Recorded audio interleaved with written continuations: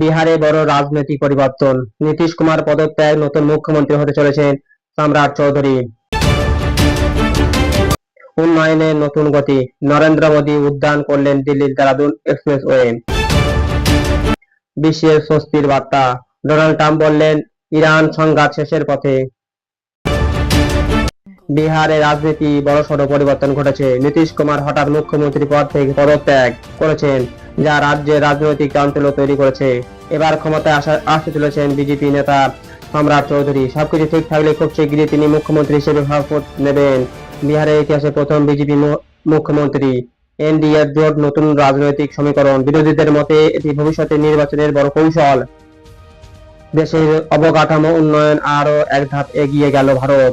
নরেন্দ্র মোদী উদ্যান করলেন 213 কিলো কিমি দীর্ঘ দিল্লি দেরাদুন এক্সপ্রেসওয়ে। এখানে যাত্রার সময় কমে দাঁড়িয়েছে 2.5 ঘন্টা, যেখানে আগে সময় লাগতো 6 ঘন্টারও বেশি। প্রকল্পে খরচ প্রায় 12,000 কোটি টাকা। বড় আপডেট, পরিবেশ বান্ধব করিডর তৈরি, বন্যপ্রাণী সুরক্ষার জন্য বিশাল টানলেন। উত্তরাখণ্ড পর্যটক সম্ভাবনা বৃদ্ধি। বিশ্বের রাজনীতিতে বড় স্বস্তির ইঙ্গিত পাওয়া যাচ্ছে। ডোনাল্ড ট্রাম্প জানিয়েছে ইরান ঘিরে চলা সংঘাত এখন শেষের পথে। বর্তমান 2 সপ্তাহে একটি সিজফায়ার চলছে এবং নতুন করে শান্তির আলোচনা শুরু হচ্ছে।